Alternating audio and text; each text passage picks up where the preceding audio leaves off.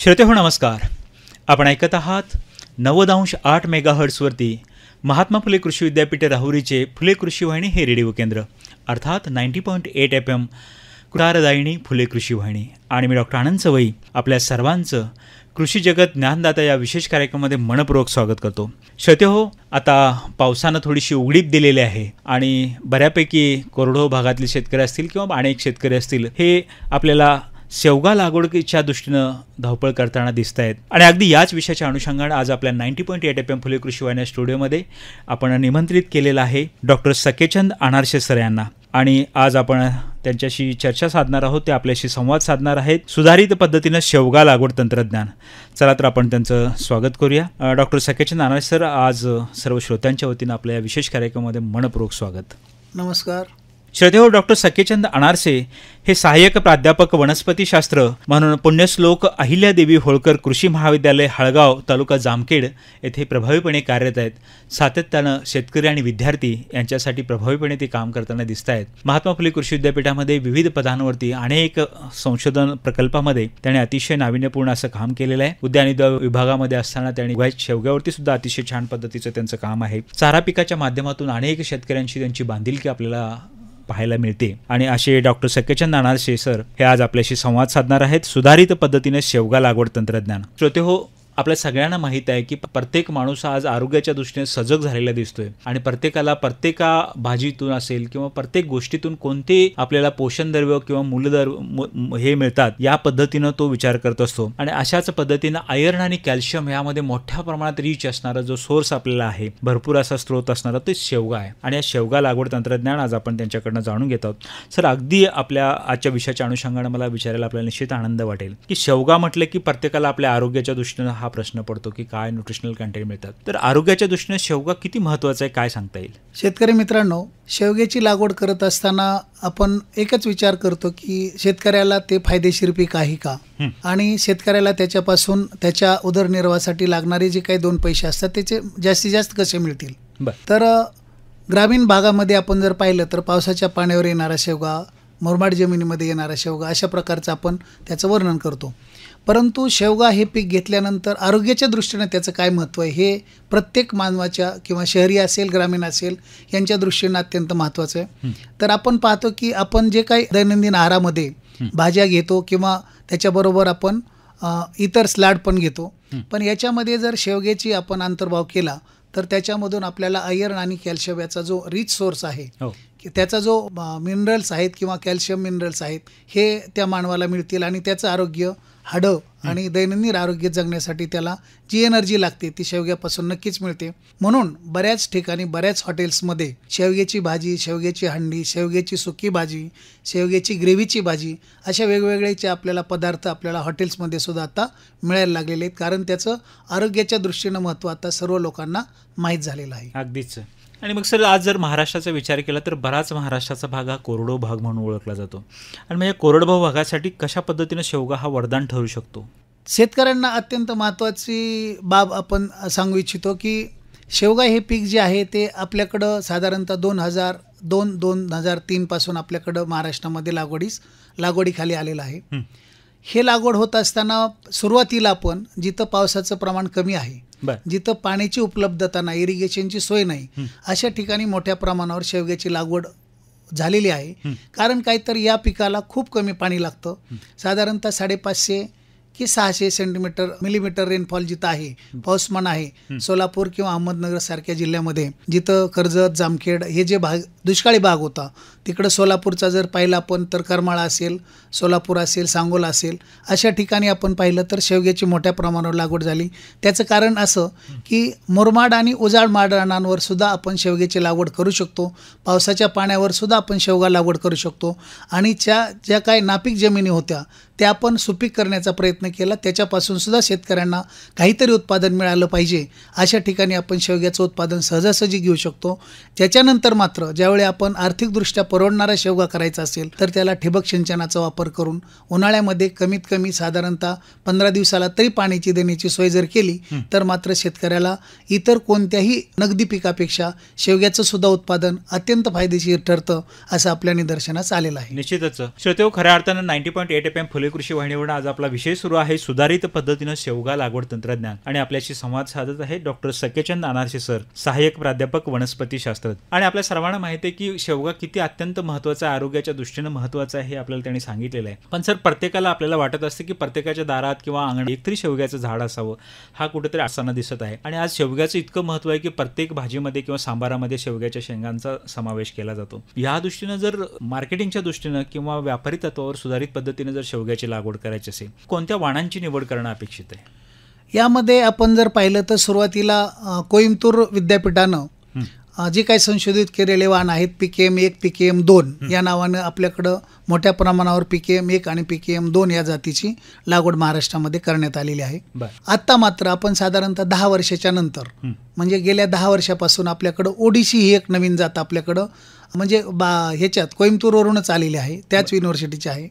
आणि ओडिसी या जातीची लागवड आपल्याकडे मोठ्या प्रमाणावर होताना दिसत आहेत. या दोन जातीमधला जर आपण फरक पाहिला तर PKM2 ही जी जात होती याची शेंग साधारणतः 2 फुटाची, म्हणजे साधारणतः 55 ते 60 सेंटीमीटर लांबीची आणि हिरवीगार गर असणारी शेंग असायची, चवदार असायची आणि याचं उत्पादन सुद्धा भरपूर होतं.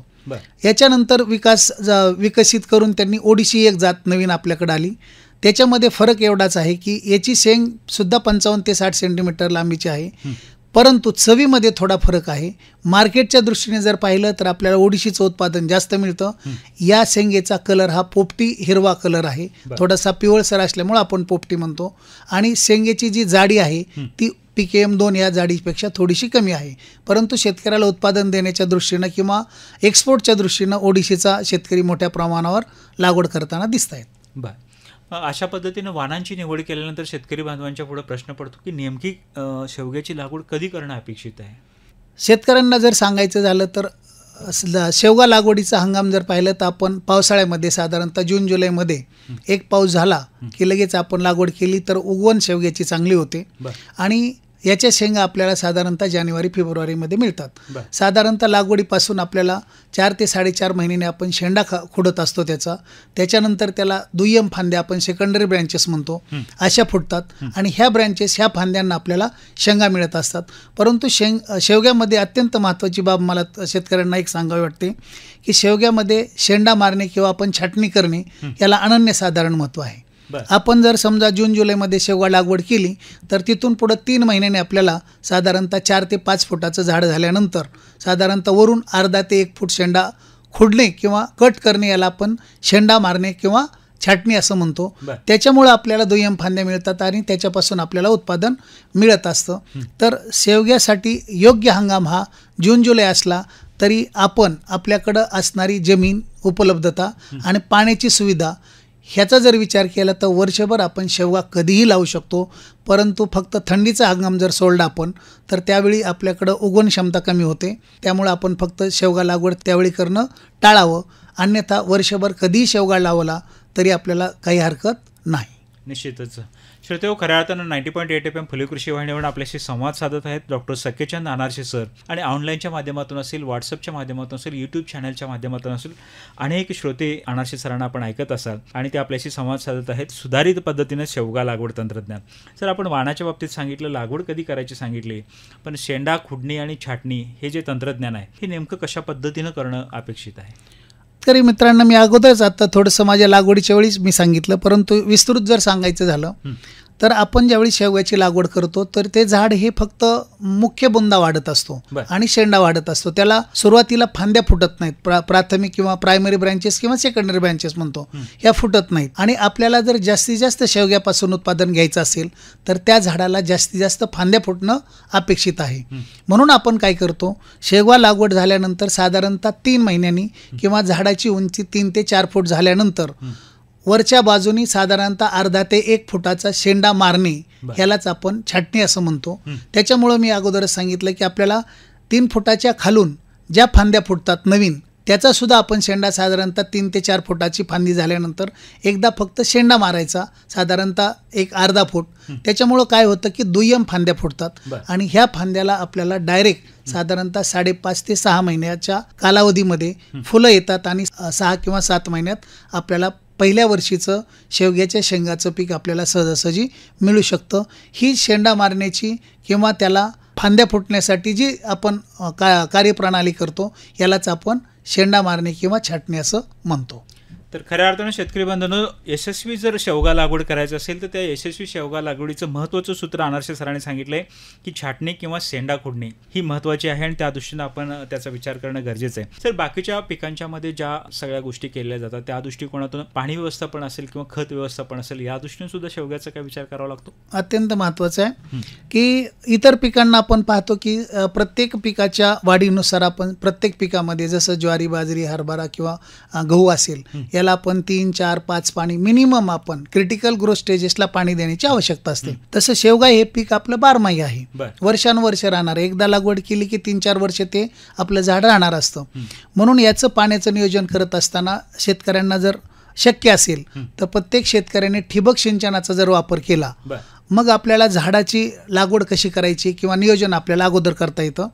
मग साधारणतः ठिबक सिंचनाची व्यवस्था असेल तर आपल्याला सपाटीकरण किंवा लेवलिंग जमिनीची करण्याची आवश्यकता नाही पडत. मग आपण सरळ दंड किंवा आपण रिजेस आणि फरो करून आपण साधारणतः 2 ओळीमध्ये 10 ते 12 फुटाचं अंतर ठेवून आणि 2 झाडामध्ये साधारणतः 8 ते 10 फुटाचं अंतर ठेवून म्हणजे 12 बाय 10 किंवा 12 बाय 8 फुटावर आपण शेवग्याची लागवड करतो.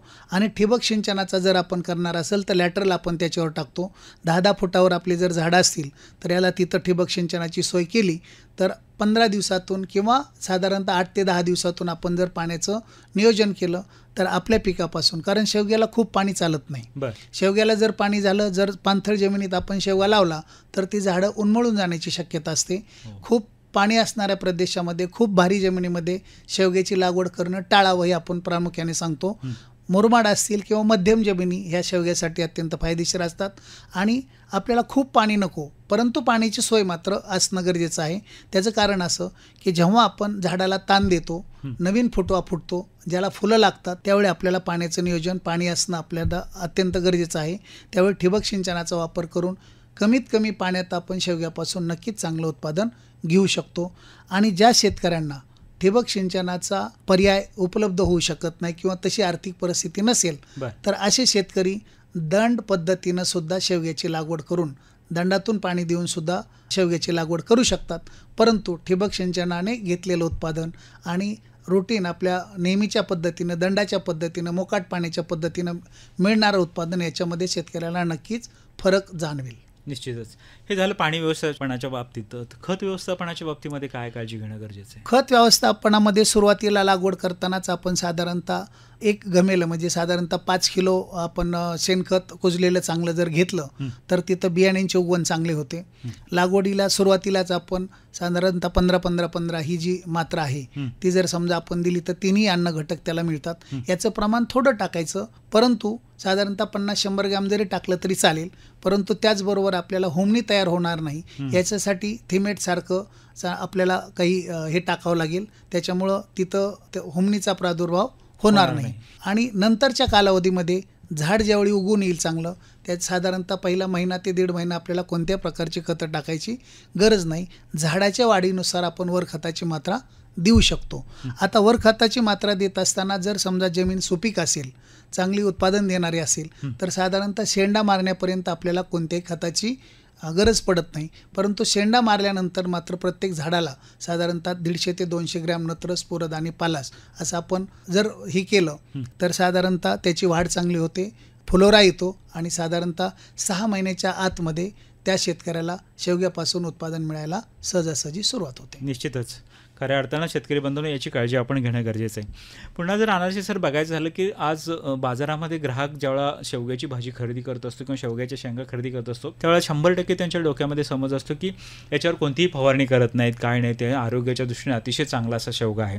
पण जर आधुनिक पद्धतीनं जर शेवग्याची लागवड करायची झाली आणि आजकालचं जर बदलतं हवामान असं लक्षात घ्यायचं झालं तर सकाळी थंडी असते, दुपारी कडक ऊन असतं, संध्याकाळी पाऊस असतो आणि अशा बदलत्या हवामानातला जो तफावत आहे ह्याच्यामुळे कीड आणि रोगांचा प्रादुर्भाव सुद्धा मोठ्या प्रमाणावर होताना दिसतोय. मग शेवग्याच्या बाबतीमध्ये असं काय फवारणीची काळजी घेणं गरजेचे आहे? शेवग्यामध्ये सुद्धा काही कीड आणि रोग आपल्याला आढळून येतात. त्याच्यामध्ये महत्त्वाची जी गोष्ट आहे त्याच्यामध्ये आपण आत्ता मी म्हणल्यानुसार जर शेंडा खुलडा आपण आणि नवीन जी फूट असते किंवा नवीन जे फुलोरा येतो आणि ज्यावेळी झाड हे दुय्यम आणि सेकंडरी आणि टर्शरी ब्रँचेस फुटत असतात त्यावेळी पाला त्याच्यावर जास्त असतो आणि अशा वेळी त्याच्यानंतर आपल्याला डायरेक्ट फुलोरा येत असतो. परंतु फुलोरा येण्याच्या अगोदरचा जो काळ आहे, ग्रीन फॉरेस्ट त्याच्यावर जास्तीत जास्त असलं, लुसलुशीतपणा जास्त असला की याच्यामध्ये आळी येण्याची, केसाळ आळी येण्याची शक्यता आपल्या. मग शेतकऱ्यानं खूप महाग किंवा खूप भारी औषधं, खूप महागाची औषधं न फवारता आपण फक्त निमार्क वगैरे मारला, निम ऑइल मारलं किंवा करन्स ऑइल मारलं, असे कमीत कमी म्हणजे हानिकारक असणारी जर समजा आपण औषधांचा वापर केला तर आपण केसाळ आळीचा सहजासहजी सुरुवातीला बंदोबस्त करू शकतो. आता बऱ्याच वेळा शेतकऱ्यांचे मला प्रश्न येतात, त्यावेळी शेतकरी आज पण विचारतात की शेवग्यामध्ये आम्हाला फवारणीचं तुम्ही हे द्या, शेड्यूल द्या. मग एक लक्षात ठेवा शेतकरी मित्रांनो की डाळिंब असेल किंवा द्राक्ष या पिकामध्ये जसे शेड्यूल मागतात तसे आज शेतकरी तुम्हाला शेवग्यामध्ये सुद्धा शेड्यूल जर मागायला लागले तर शेवगा खाणारे जे ग्राहक आहेत यांचा आपल्यावरचा विश्वास उडल्याशिवाय राहणार नाही. शेवगा हे नैसर्गिक शेंगा आहे, नैसर्गिक पीक आहे, नैसर्गिक भाजीपाला आहे असा लोकांचा समज आहे. तो आपण जर टिकवायचा असेल तर याच्यावर कमीत कमी औषधामध्ये, कमीत कमी खर्चामध्ये आपल्याला शेवगा आणावं लागेल. याच्यासाठी नैसर्गिक शेती असेल किंवा कंपोस्ट वगैरे यांचा खताचा वापर आपण करून आणि साधे साधे जे औषध आहेत, ऑर्गॅनिक जे इन्सेक्टिसाइड्स आहेत याचा वापर करून आपण जर आपला शेवगा वाचवला तर ग्राहकाला चांगला आपण शेवग्याच्या शेंगा पुरवू शकतो आणि आपलासुद्धा उत्पादन खर्च कमी होऊन आपल्या फायद्यामध्ये नक्कीच वाढ होऊ शकते. निश्चितच शेतकरी बंधूंनो, जागो ग्राहक जागो म्हणून ग्राहक सुद्धा जागा झालेला आहे. आपल्याला आपल्या उत्पादनाची थेट विक्री ग्राहकांच्या पर्यंत पोहोचवायची आणि आपल्या ग्राहकाला सुद्धा आपल्याला जागवायचं आहे, त्याचं आरोग्य सुद्धा त्याची काळजी घ्यायची आहे. त्या दृष्टीनं अनारसे सरांनी सांगितलेलं निश्चितपणे अवलंब आपण करणं गरजेचं आहे. सर, शेवगा लागवड केल्यानंतर मग आता काढणीचा प्रश्न येतो. काढणी कधी सुरुवात करायला पाहिजे आणि सर्वसाधारण उत्पादन किती येतं? शेतकरी मित्रांनो, शेवगा लागवड केल्यानंतर मी पहिल्या सुरुवातीपासून सांगतोय की लागवड केल्यानंतर साधारणतः 5 ते 6 महिन्याने आपल्याला शेंगा सुरू होतात. जर समजा जून जुलैमध्ये शेवगा लागवड केली असेल तर आपल्याला जानेवारी फेब्रुवारीमध्ये आपल्याला किंवा डिसेंबर जानेवारीमध्ये आपल्या शेंगा यायला सुरुवात होते. शेंगा काढणीचा जो काळ आहे तो जर आपण पाहिला तर शेंग लागताना ही पिळदार लागत असते, शेंगेला पीळ असतो आणि जशी शेंग मॅच्युअर व्हायला लागते, परिपक्व व्हायला लागते, त्याचा पीळ निघून जातो आणि पीळ निघून गेल्यानंतर ती शेंग एकदम सरळ आणि भरीव होते, त्याच्यामध्ये गर निर्माण होतो आणि गर निर्माण झाल्यानंतर शेंग टपोरी दिसायला लागते. परंतु ती पक्व होण्याच्या आत आपल्याला ती काढणं गरजेचं असतं. म्हणजे आपल्याला शेतकऱ्याला जर हे पीक परवडायचं असेल तर शेंग ही पूर्ण वाढ झालेली विक्रीला जाणं गरजेचं आहे.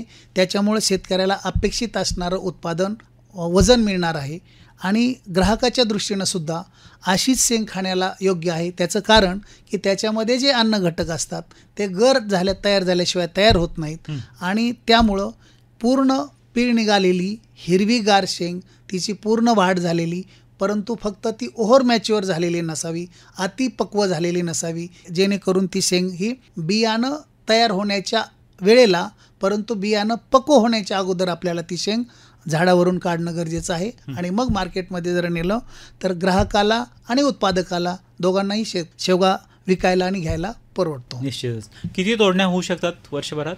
वर्षभरात आपण जर पाहिलं तर आपल्या शेवग्याच्या झाडाला जर शेंगा आल्या तर एकाच वेळी कधीही तोडणी करून आपण शेवग्याच्या झाडावरच्या शेंगा आपण काढत नाही. जशा आत्ता मी सांगितलं पूर्ण पीळ निघालेल्या भरीव शेंगा, गर तयार झालेला, अशा आपण प्रत्येक झाडावरच्या 5-10 शेंगा आपण सुरुवातीला काढतो आणि जसं 2 ते 3 महिन्याच्या कालावधीमध्ये जेवढे आपल्याकडे शेंगा असतील, जेवढ्या शेंगा येतात, पूर्ण मॅच्युअर झालेल्या शेंगा काढू शकतो. त्यामुळं किती तोडण्या होतील याच्यापेक्षा आपल्याला किती कालावधीपर्यंत आपल्याला एका झाडापासून शेंगा मिळतील, तर शेवगा सुरू झाल्यानंतर 2 ते 3 महिने आपल्याला सहजासहजी आठवड्यातून 2दा जर शेंगा काढल्या, 2 वेळा जर तोडणी केली तर आपल्याला 2, 2.5-3 महिन्यापर्यंत याचं उत्पादन मिळत राहत आणि एका झाडापासून साधारणतः 40 ते 50 किलो जास्तीत जास्त शेंगा मिळतात आणि 25 ते 30 किलो सरासरी उत्पादन प्रत्येक झाडापासून मिळतं. आपण जर लागवड साधारणतः 10x12 किंवा 12x10 या अंतरावर केली तर साधारणतः 700 ते 800 झाडं बसतात आणि एका झाडापासून आपल्याला कमीत कमी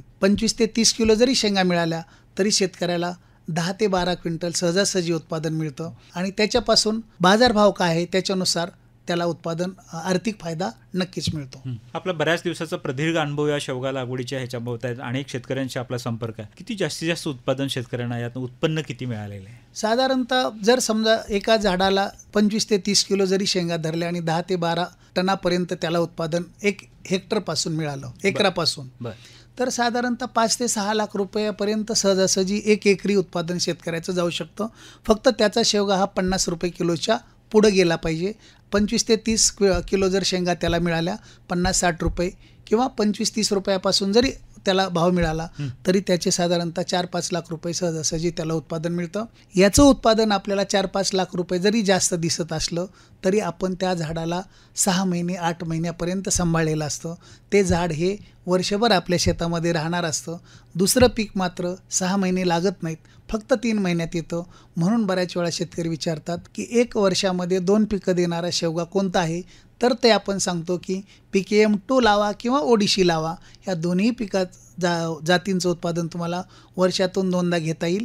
पहिल्या पिकाला साधारणतः 6 महिने लागतील, तिथून पुढं 3 महिने तोडण्या होतील, नंतरच्या 3 महिन्यात तुम्हाला दुसरं पीक येईल. म्हणून वर्षातून 2दा पीक देणारा शेवगा असं बऱ्याच वेळा शेतकरी विचारत असतात. निश्चितच अतिशय खऱ्या अर्थानं आपला जो विषय आहे की कोरडो भागासाठी वरदान ठरणारा शेवगा लागवड, आणि खऱ्या अर्थानं सरांनी सांगितल्या पद्धतीनं त्याचं जे अर्थशास्त्र मांडलेलं आहे, या अर्थशास्त्राचा विचार करता निश्चितपणे कोरडो भागासाठी हा वरदान ठरणार आहे. सर, आपण म्हटलात की वर्षभर हा आपला शेवगा शेतामध्ये राहतो आणि तुम्ही जे अंतर सांगितलंय याचा विचार करता शेवगा पीक घेत असताना त्याच्यामध्ये काही आंतरपिकं घेता येतात? सुरुवातीच्या कालावधीमध्ये आपण पाहतो की साधारणतः जून-जुलैमध्ये जर आपण शेवगा लागवड करणार असाल आता खरीप हंगामामध्ये, तर याच्यामध्ये आपण सुरुवातीला आपण साधारणतः 10 ते 12 फूट अंतरावर 2 ओळीमध्ये 10-12 फूट अंतर ठेवलं तर मधला जो पिरियड आहे, मधली जी गॅप आहे 10 ते 12 फुटाची, याच्यामध्ये खरीपाची कोणती सोयाबीनसारखी आपण पिकं घेऊ शकतो, ओलगा मटकी असेल, खरीपाची कोणतीही पिकं ज्यांची वाढ कमीत कमी होते, जसं असेल मूग असेल, उडीद असेल, सोयाबीन असेल, अशी पिकं आपण खरीपामध्ये घेऊ शकतो. त्याच्यानंतर मात्र 2-3 महिन्यांनी हे पिकं निघाले त्यावेळी आपल्या शेवग्याची छाटणी होत असते. तोपर्यंत झाडाची उंची साधारणतः 3 ते 4 फुटाची होते. आपलं खरीपाचं पीक निघून जातं. छाटणी केल्यानंतर आपण हरभऱ्यासारखं जर रब्बीतलं पीक घेतलं तर हरभऱ्याचं सुद्धा पीक आपल्याला मिळू शकतं मधल्या ते 10 ते 12 फुटामध्ये. आणि हरभऱ्याचं साधारणतः 2 महिने 2.5 महिन्याच्या कालावधीमध्ये आपला हरभरा निघून जातो. आणि हे दोन्ही जे पिकं आहेत खरीप आणि रब्बीचे, हे त्या शेवग्याला फायदेशीर कसे आहेत, हरभऱ्यासारखं पीक हे नत्र स्थिर करतं आणि ते शेवग्याला देतं. आणि आत्ता मी सांगितलेले हे द्विदल वर्गीय जे पीक आहे त्याच्यामध्ये नत्र स्थिरीकरणाचा, रायझोबियमचा फायदा आपल्याला या पिकाला मिळतो.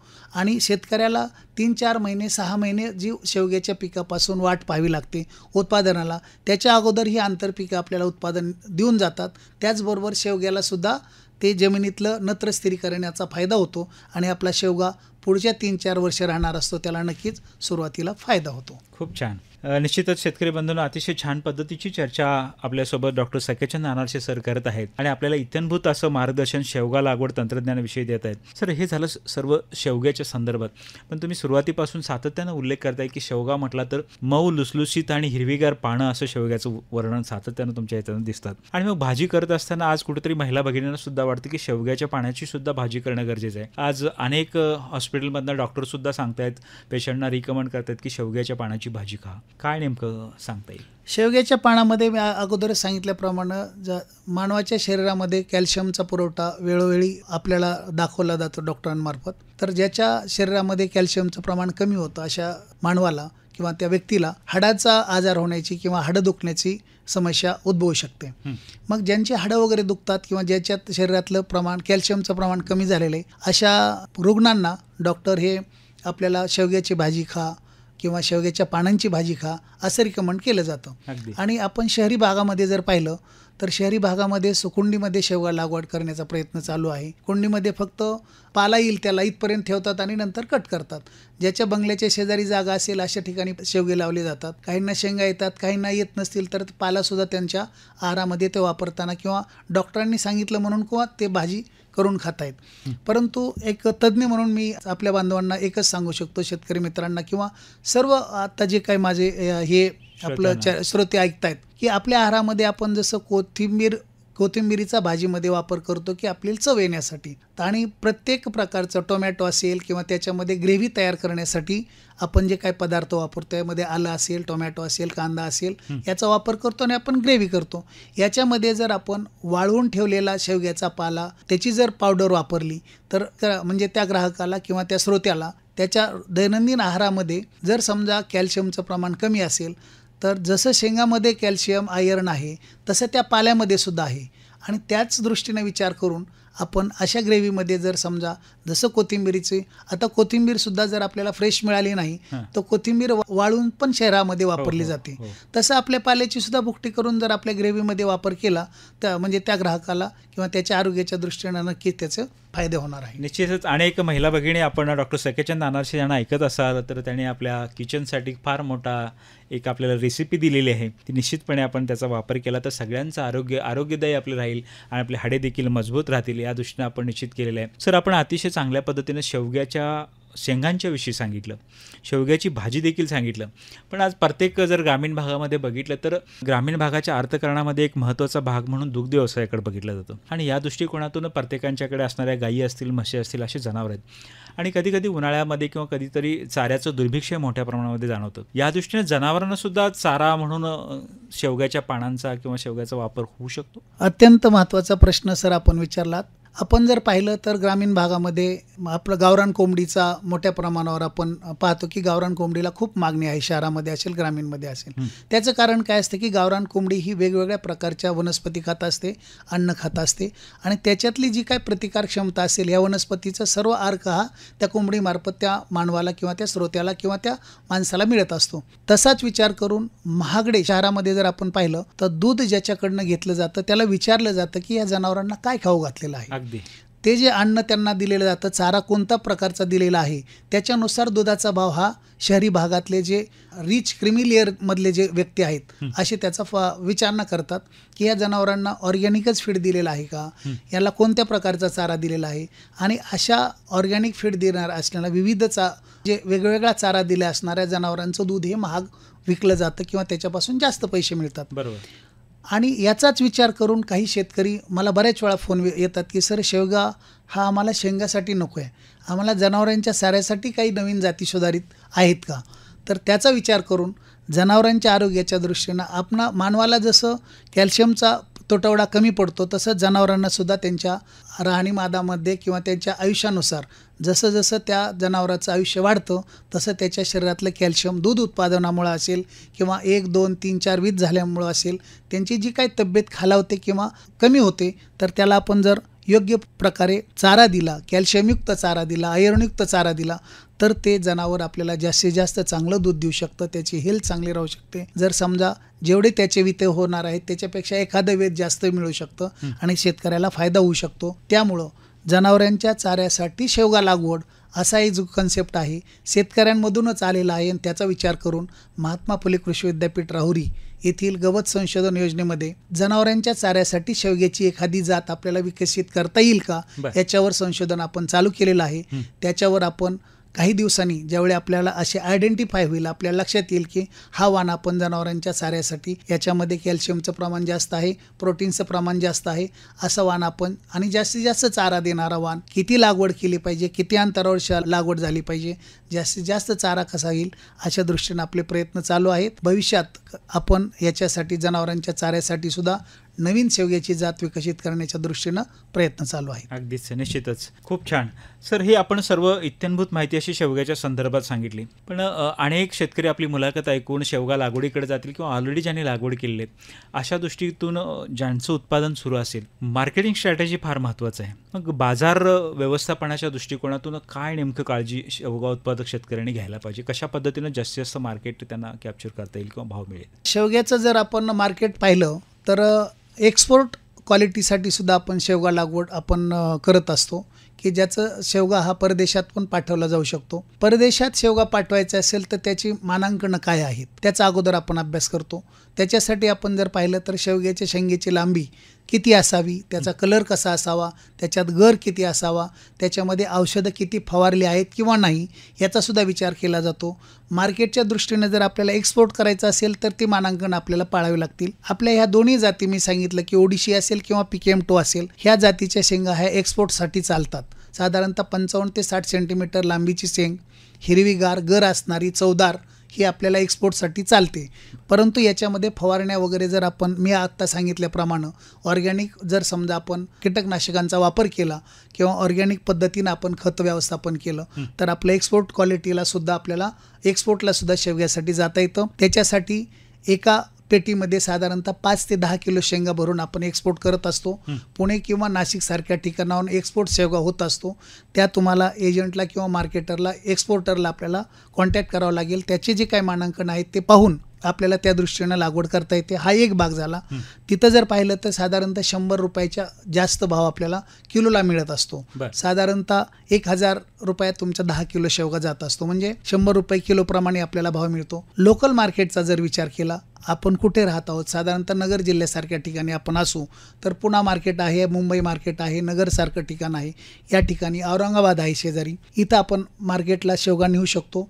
इथं नेत असताना पॅकिंग 10 किलोचं करून चालणार नाही.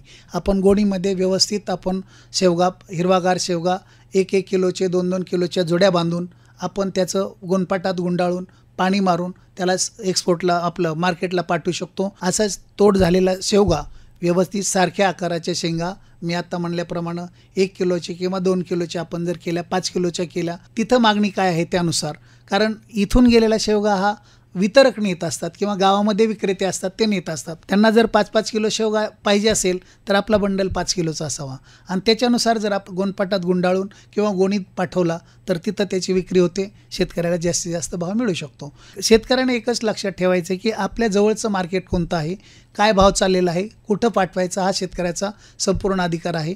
जिथं जास्त भाव मिळेल आपण तिथं पाठवू शकतो. परंतु आपण लागवड किती एकरावर केलेली आहे, आपलं क्षेत्र किती आहे, त्यानुसार आपल्याला बाजारपेठ पण ठरवावी लागते. जर समजा आपली लागवड ही 2 एकर 5 एकर असेल तर आपल्याला मुंबई किंवा पुण्यासारखं मार्केट कॅप्चर करावं लागतं, कारण आपलं उत्पादन जर जास्त असेल तर नगरसारख्या ठिकाणी तेवढा शेवगा खपत नाही आणि आपल्याला भाव मिळत नाही. म्हणून मोठ्या मार्केटला पाठवायचं असेल तर आपल्याकडं प्रक्षेत्र जास्त लागतं, लागवड जास्त झाली पाहिजे. आपला जर अर्धा एकर 1 एकर असेल तर आपण लोकल मार्केटला सुद्धा तुम्ही सहजासहजी जिल्ह्याच्या ठिकाणी विकू शकता. निश्चितच. श्रोते हो, खऱ्या अर्थानं आज आपला विषय सुरू आहे. सुधारित पद्धतीनं शेवगा लागवड तंत्रज्ञानाने आपल्याशी संवाद साधत आहेत डॉक्टर सकेचंद अनारसे, सहाय्यक प्राध्यापक वनस्पतीशास्त्र, पुण्यश्लोक अहिल्यादेवी होळकर कृषी महाविद्यालय, हळगाव, तालुका जामखेड. आणि आपल्या मनामध्ये सरांनी सांगितलेली माहिती ऐकून अनेक प्रश्न निर्माण झाले असतील, आपल्या मनात काही शंका असतील तर निश्चितपणे त्या शंकांचं निरसन करण्यासाठी मी त्यांचा संपर्क क्रमांक आपल्याला देत आहे. आपण जरूर त्यांच्याशी संपर्क साधायचा आहे. त्यासाठी मी त्यांचा संपर्क क्रमांक देत आहे 75 88 60 4130. मी पुन्हा एकदा त्यांचा संपर्क क्रमांक सांगतो 7588604130. तर जरूर आपण डॉक्टर सकेचंद अनारसे सर यांच्याशी संपर्क साधायचा आहे आणि आपल्या मनामध्ये ज्या काही शंका असतील, प्रश्न असतील किंवा शेवग्याविषयी अजून इत्याभूत माहिती आपल्याला जाणून घ्यायची असेल तर निश्चितपणे आपण त्यांच्याशी संपर्क साधून तुमच्या शंकांचं निरसन करू शकता. सर, बऱ्याच वेळापासून तुम्ही शेवग्याच्या विषयी अत्यंत इत्याभूत सर्व माहिती सगळ्या आमच्या श्रोत्यांना सांगत आहात. ऑनलाईनच्या माध्यमातून ऐकणारे, युट्यूब चॅनलच्या माध्यमातून ऐकणारे अनेक श्रोते तुम्हाला ऐकत असतील. 90.8 FM फुले कृषी वाहिनीच्या माध्यमातून ऐकणारे अनेक शेतकरी बंधू तुम्हाला ऐकत असतील. या सर्वांना अगदी विषयाच्या शेवटाकडे जात असताना जाता जर यशस्वी शेवगा लागवड करायची असेल तर काय महत्त्वाचं थोडक्यात तुमचा सल्ला राहील? शेतकरी मित्रांनो, ज्या शेतकऱ्याकडं कमी पाऊसमान असेल, जिथं पाणी पुरवठ्याच्या सोयी नाही आहेत परंतु क्षेत्र उपलब्ध आहे आणि जर थोडीफार प्रमाणात आपल्याकडं बोर असेल, विहीर असेल, असं पाणी असेल तर अशा शेतकऱ्यांनी सहजासहजी शेवगा लागवडीकडं ओळायला हरकत नाही. मग आपण सुरुवातीला 1 एकरापासून सुरुवात करा. तुम्हाला जर चांगलं त्याच्यामध्ये टॅक्ट आली, तुम्हाला जर त्याच्यातलं गमक कळालं तर तुम्ही लागवड क्षेत्र वाढू शकता आणि त्याच्यापासून जास्तीत जास्त फायदा घेऊ शकता. याच्यामध्ये विचार करण्यासारखी पहिली एकच बाब आहे की आपल्या जातीची निवड ही प्रॉपर असावी, लागवडीचं अंतर योग्य असावं आणि हे 2 गोष्टी केल्यानंतर ज्या काय अडचणी येतील त्याच्यासाठी आता डॉक्टर आनंद चवई सरांनी नंबर दिलेला आहे. त्या नंबरवर तुम्ही कधीही मला फोन केला तरी कोणत्याही शंकेचं निरसन करायला मी तयार आहे. निश्चितच. श्रोते, मी पुन्हा एकदा डॉक्टर सकेचंद अनारसे सर यांचा संपर्क क्रमांक देत आहे आपल्याला 75 88 60 4130. मी पुन्हा एकदा संपर्क क्रमांक देतो 7588604130. तर निश्चितपणे आपण डॉक्टर सकेचंद अनारसे सर यांच्याशी संपर्क साधू शकता आणि शेवग्यांच्याविषयी अत्यंत माहितीभूत तुम्ही घेऊ शकता. सर, बऱ्याच वेळापासून आपण सर्व माहिती आपल्या श्रोत्यांच्यासाठी या ठिकाणी दिलात. आपण वेळात वेळ काढून आमच्या 90.8 FM फुले कृषी वाहिनी या स्टुडिओमध्ये आलात आणि आमच्या श्रोत्यांच्यासाठी अत्यंत असं एक चांगल्या पद्धतीचं शेवगा लागवड तंत्रज्ञान शेतकऱ्यांच्यापर्यंत पोहोचवलात. शेतकरी बंधूंनो, अनारसे सरांचा आवाज आपल्यापर्यंत पोहोचवण्याचं काम रेडिओ फुले कृषी वाहिनीच्या माध्यमातून आम्ही आपल्यापर्यंत केलेलं आहे. याचा निश्चितपणे आपण लाभ घ्यावा आणि आपल्या शेतामध्ये शेवगा लागवड तंत्रज्ञान तुम्ही त्या ठिकाणी आत्मसात करावं, हाच एक प्रामाणिक उद्देश आहे. सर, बऱ्याच वेळापासून आपण केलेल्या मार्गदर्शनाबद्दल ऑनलाईनच्या माध्यमातून ऐकणारे अनेक श्रोते असतील, व्हॉट्सअप आणि यूट्यूब चॅनलच्या माध्यमातून ऐकणारे अनेक श्रोते असतील, त्या सर्व श्रोत्यांच्या वतीनं 90.8 FM फुले कृषी वाहिनीच्या वतीने आणि महात्मा फुले कृषी विद्यापीठाच्या वतीने आपल्याला खूप खूप धन्यवाद आणि आपल्या पुढील प्लॅनिंगसाठी आणि पुढील भावी निरामय निरोगी आयुष्यासाठी खूप खूप शुभेच्छा. धन्यवाद. सुधारित पद्धतीने शेवगा लागवड तंत्रज्ञान याविषयी डॉक्टर सकेचंद अनारसे, सहाय्यक प्राध्यापक वनस्पतीशास्त्र, पुण्यश्लोक अहिल्यादेवी होळकर कृषी महाविद्यालय हळगाव तालुका जामखेड यांनी दिलेली माहिती आपण ऐकलीत. यासारखेच दर्जेदार कार्यक्रम ऐकण्यासाठी नेहमी ऐकत रहा महात्मा फुले कृषी विद्यापीठ राहुरीचे फुले कृषी वाहिनी हे रेडिओ केंद्र, अर्थात 90.8 FM कृषी संस्कारदायिनी फुले कृषी वाहिनी. या ठिकाणी कृषी जगत ज्ञानदाता या विशेष कार्यक्रमामध्ये थांबण्याची वेळ झाली. मी डॉक्टर आनंद सवई आपल्या सर्वांचा निरोप घेतो. पुन्हा भेटूया अशाच एका नव्या विषयासोबत आणि एका नव्या तज्ज्ञासोबत. तोपर्यंत नमस्कार.